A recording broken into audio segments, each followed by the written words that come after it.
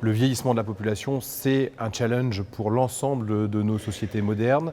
De grands chiffres, 700 millions de personnes ont plus de 65 ans en 2019 et on va doubler, on va passer à 1,5 milliard à peu près en 2050.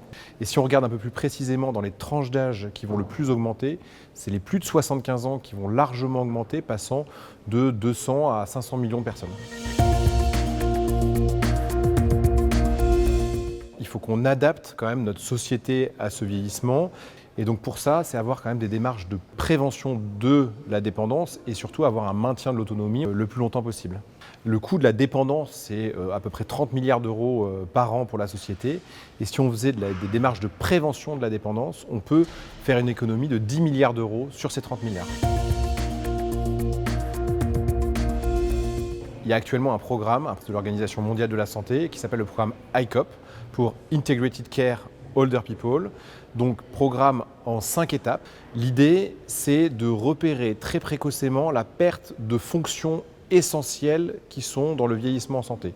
Ces fonctions essentielles, c'est la mémoire, la mobilité, la nutrition, la vision et l'audition et le moral, la thymie.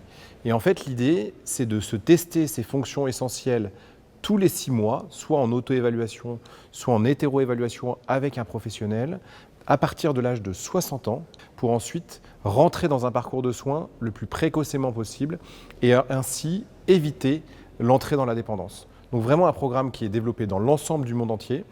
Au niveau de la France, c'est un article 51, donc une expérimentation du ministère de la Santé jusqu'au 31 décembre 2024, avant une implémentation nationale pour tout le monde à partir du 1er janvier 2025. Il faut que les adhérents mutualistes s'emparent du programme ICOP pour leurs bénéficiaires. C'est hyper important qu'on rentre dans cette démarche de prévention dans notre pays, qu'on soit absolument dans cette démarche de bien vieillir, de vieillir en santé pour l'ensemble de la population.